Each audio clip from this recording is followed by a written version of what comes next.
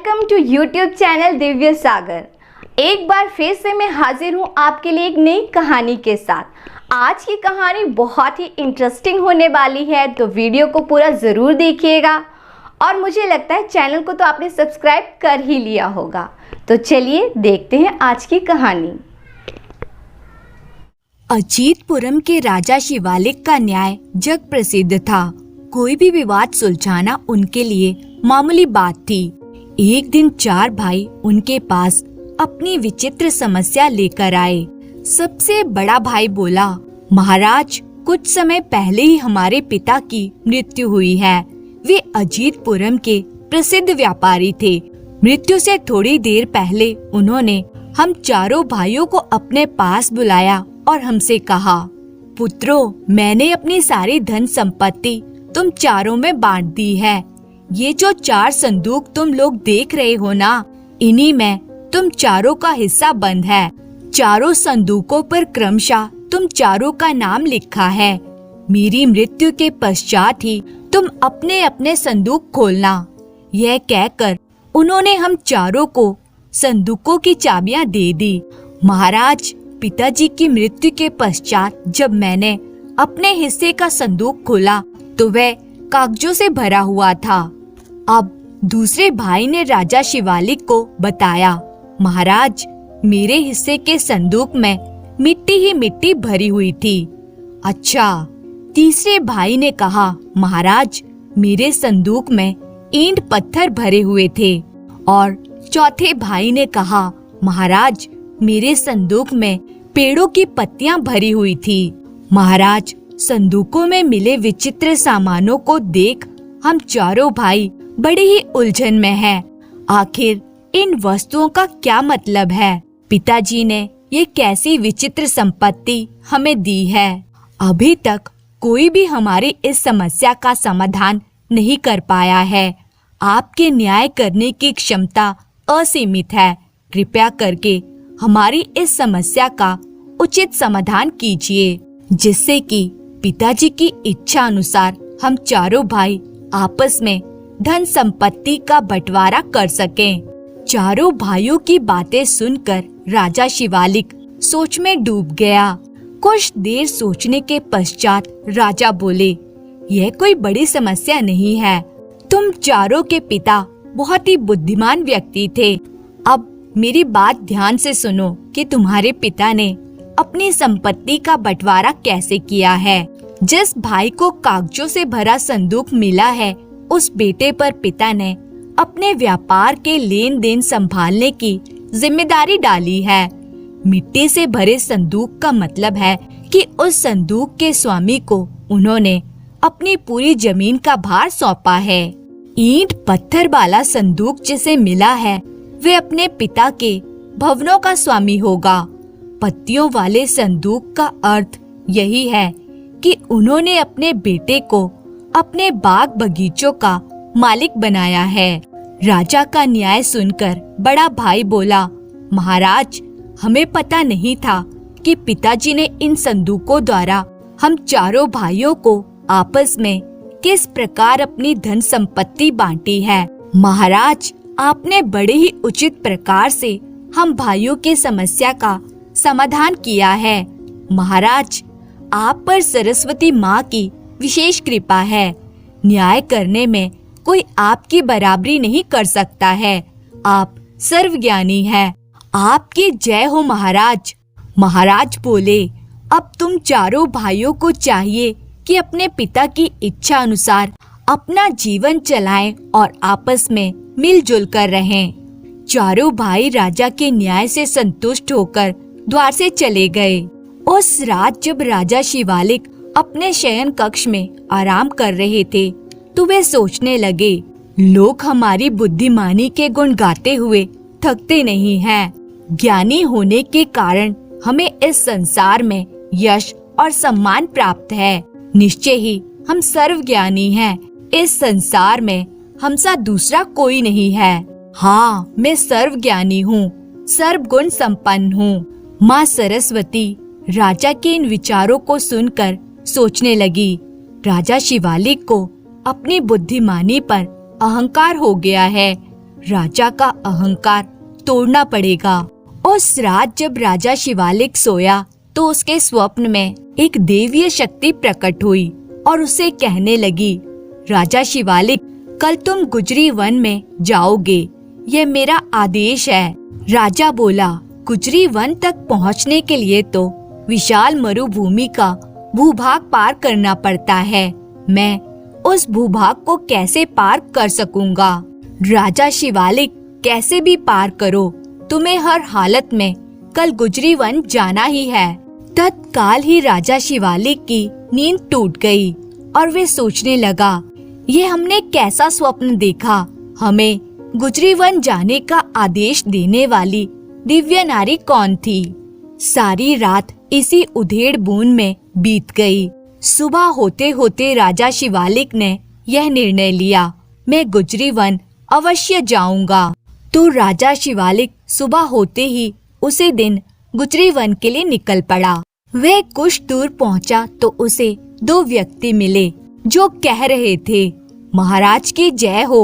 महाराज, हम तो आपके पास ही जा रहे थे, कहो तुम्हें क्या कहना है? महाराज, मेरा नाम मंगल है और ये मेरे बड़े भाई सोमदत्त हैं। हमारे पिता अजीतपुरम के नगर सेठ थे। उनके पास एक बहुत ही बहुमूल्य हार था। बड़े भैया का कहना है कि वह हार नकली था और वह हार कहीं खो गया है। बड़ा भाई बोला, यही सत्य है महाराज। मंगल बोला, महाराज, बात हार की नहीं है। बड़े भैया ने हार को नकली बताकर स्वर्गीय पिता की प्रतिष्ठा को ठेस पहुंचाई है। हमारे पिता तो नौकरों को भी पुरस्कार में असली जेवर देते थे, फिर वे स्वयं अपने पास नकली हार क्यों रखते? बड़ा भाई सोमदत्त बोला, महाराज, हमारा न्याय कीजिए।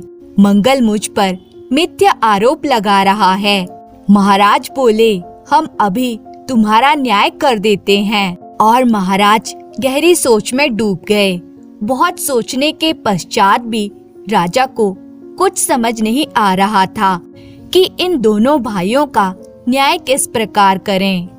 काफी सोचने के पश्चात महाराज बोले, इस समय हम एक विशेष कार्य से जा रहे हैं। कल दरबार में आना, हम वहीं तुम्हारा न्याय करेंगे। जो अच्छा महाराज कहकर दोनों भाई जाने लगे। ऐसा पहली बार हुआ था कि महाराज ने आज की बात कल पर डाल दी थी। महाराज तो तुरंत न्याय करने के लिए प्रसिद्ध थे। तभी महाराज को एक आवाज सुनाई दी। एक व्यक्ति बोल रहा था, रुकिए महाराज, जरा रुकिए। यह सुनकर राजा शिवालिक ने तत्काल ही अपने ऊंट को रोक दिया। वे व्यक्ति बोला, महाराज, आप कल इन दोनों भाइयों का न्याय करेंगे।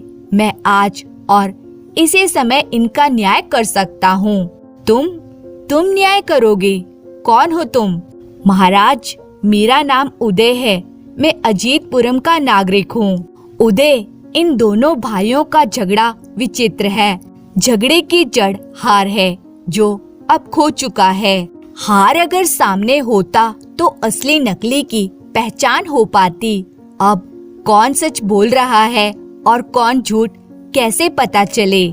महाराज, इन दोनों के पिता जिन डिब्बों में जेवर रखते थे, इनसे कहिए कि उन डिब्बों को लेकर आएं।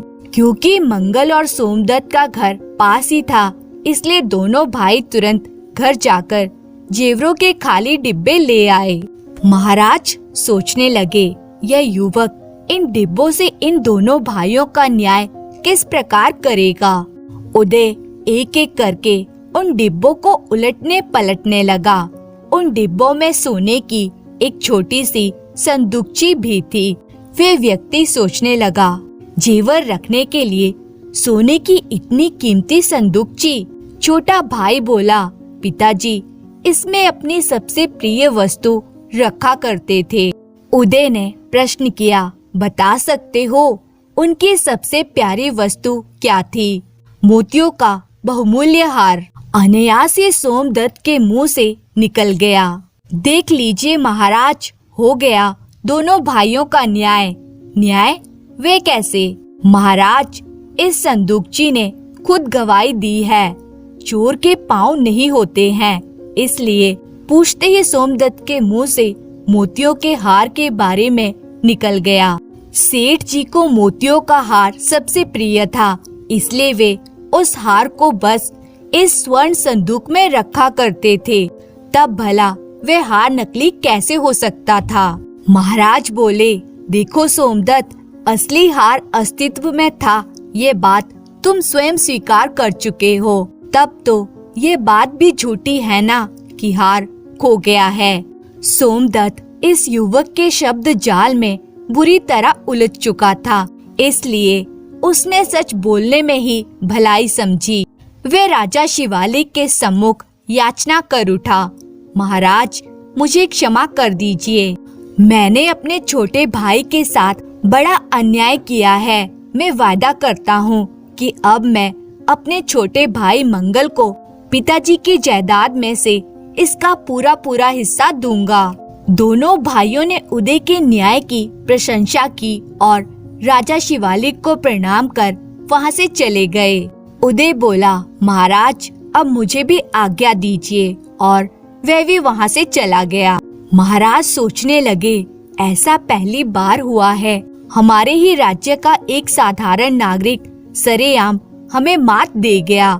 हमारी न्याय करने वाली बुद्धि आज क्यों न्याय नहीं कर पाई। उखड़े मन से राजा शिवालिक वहाँ से आगे बढ़ गया। जल्दी ही वह लंबा सफर तय करके मरुभूमि में जा पहुँचा। सूरज सिर पर चढ़ आया था। राजा का प्यास से गला सूखा जा रहा था। उन्हें समझ नहीं आ रहा था कि मरुभूमि में पानी कहाँ से मिलेगा। दूर दूर तक कहीं किसी बस्ती का नामो निशान नहीं था। ऊंट कुछ दूर ही आगे बढ़ा था कि राजा को मरुभूमि में हरे भरे वृक्ष और झोंपड़ी नजर आई। राजा सोचने लगा कि निश्चय ही वहाँ पर पानी मिल जाएगा और उन्हें वहीं चलना चाहिए। झोंपड़ी के पास पहुंचकर राजा बोले, कोई है यहाँ पर? तभी उन्हें एक युवती कुएं से पानी खींचती नजर आई। राजा शिवालिक कुएं के समीप जाकर उस युवती से बोले, बहुत प्यास लग रही है, मुझे थोड़ा पानी पिला दो। वे युवती बोली, श्रीमान आप कहाँ से आए हैं और आप कौन हैं? पहले अपना परिचय दीजिए, तभी मैं आपको जल पिलाऊंगी, अन्यथा नहीं। लगता है तुम नहीं जानती कि मैं कौन हूँ। नहीं तो सुनो, मैं वीर, विद्वान और बलवान अजीतपुरम राज्य का राजा शिवालिक हूँ। हमें दुनिया जानती है, मेरा इतना ही परिचय तुम्हारे लिए पर्याप्त है, इसलिए अब तुम मुझे पानी पिलाओ।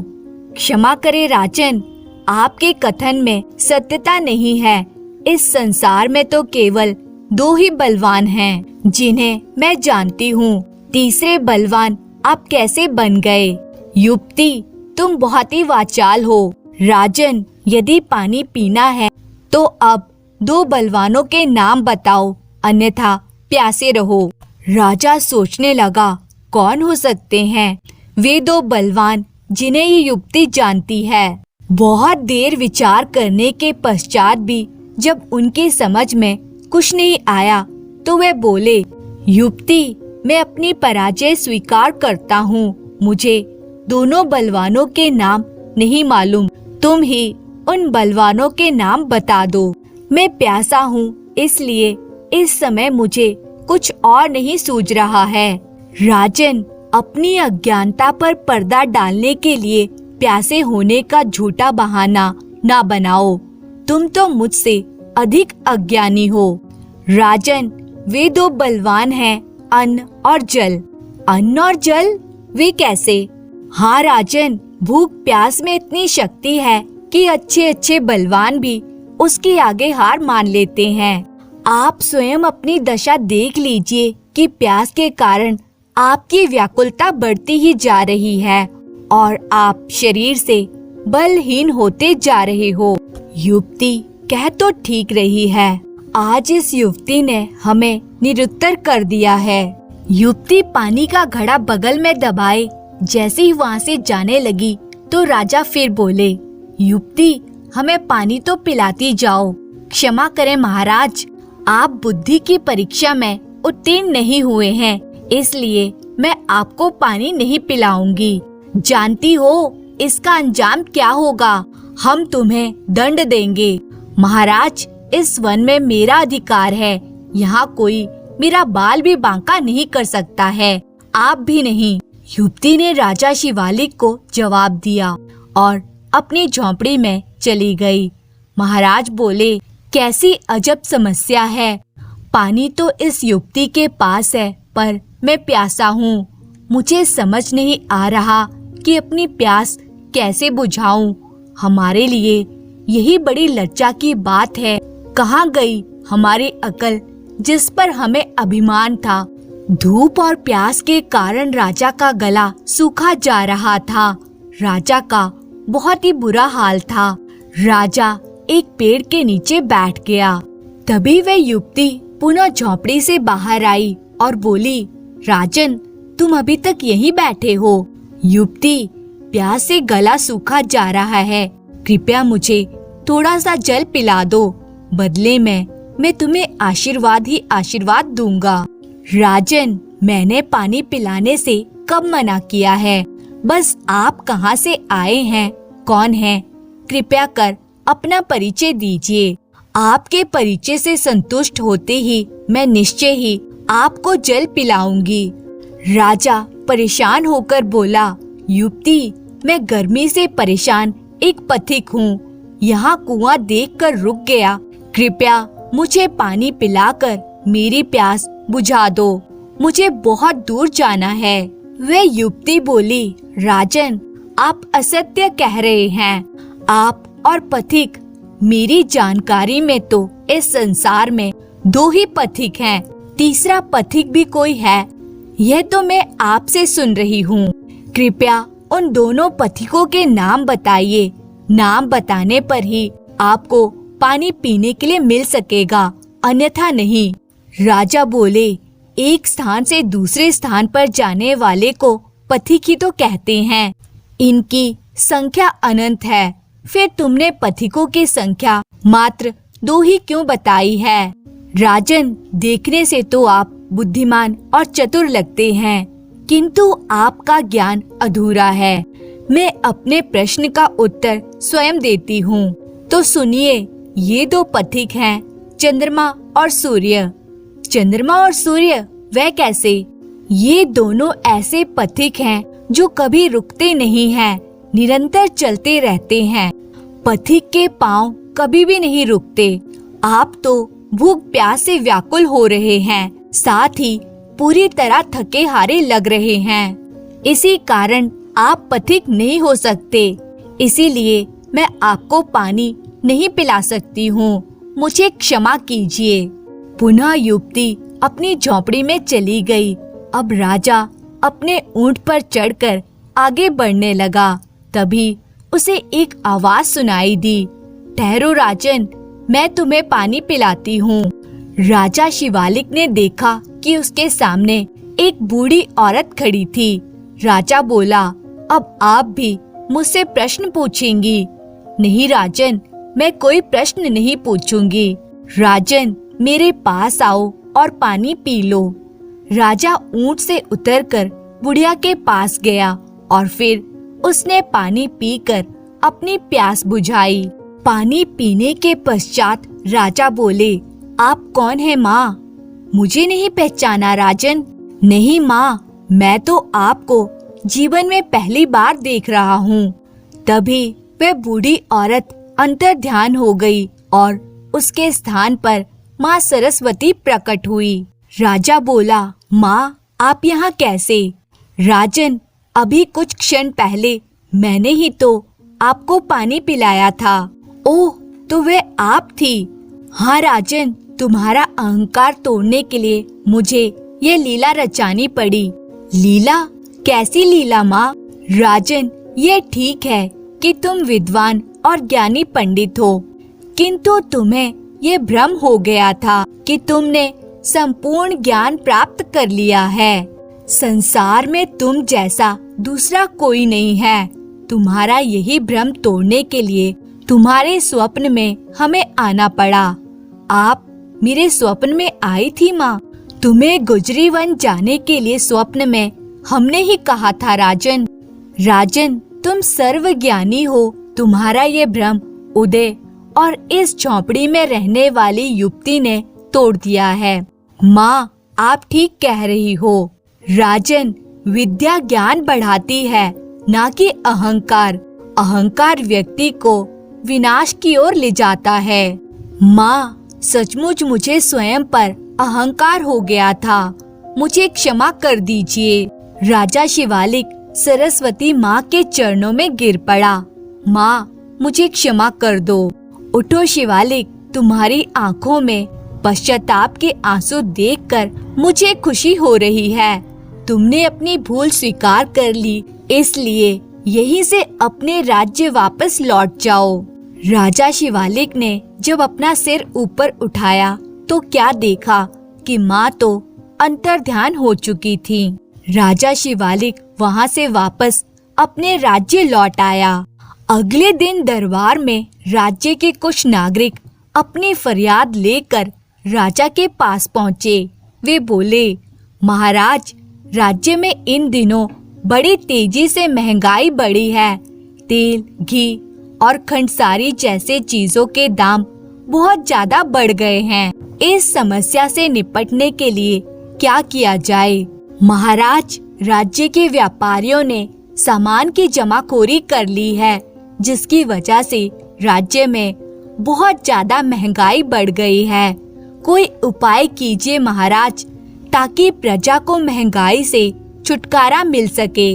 राजा शिवालिक ने सभासदों से इस विषय में राय मांगी तो एक मंत्री बोला, महाराज, जगह जगह एक साथ छापे मारे जाएं।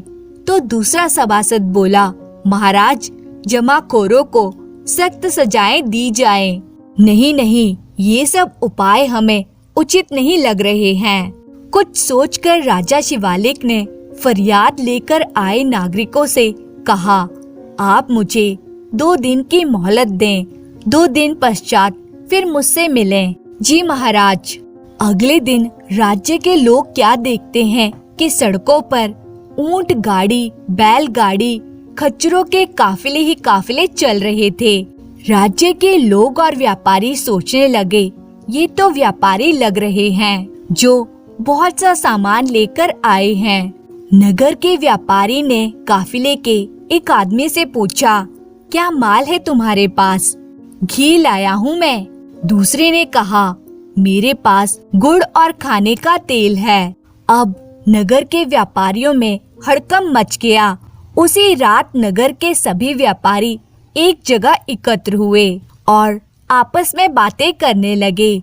बाहर के व्यापारी बहुत माल लेकर हमारे नगर में आए हैं, अब हमारा क्या होगा? हमने जो गोदामों में माल भर रखा है, अब उसे ऊंची कीमत पर कैसे बेच पाएंगे? एक व्यापारी बोला, इस समस्या से निपटने का केवल एक ही उपाय है, कीमतों को पहले की तरह कम करना होगा, तभी हम जमा माल को बिना घाटे के बेच पाएंगे। बाकी व्यापारी भी कहने लगे, हाँ हाँ, अब तो यही उपाय बचा है। 2 दिन पश्चात राजा के दरबार में वही राज्य के नागरिक पहुँचे तो राजा ने कहा, प्रजाजनों, कीमतों में व्यापारियों ने कुछ कमी की या नहीं? महाराज, इन 2 दिनों में तो अनहोनी हो गई है। नगर के सारे व्यापारियों ने कीमत घटा दी है। तभी एक नागरिक बोला, महाराज, इसका श्रेय उन व्यापारियों को जाता है जो 2 दिन पहले राज्य में बेचने का विभिन्न माल लेकर आए थे। राजा बोले, वे व्यापारी नहीं थे, वे हमारे सैनिक थे। हमें जमाखोर व्यापारियों से निपटने का यही उपाय सूझा था।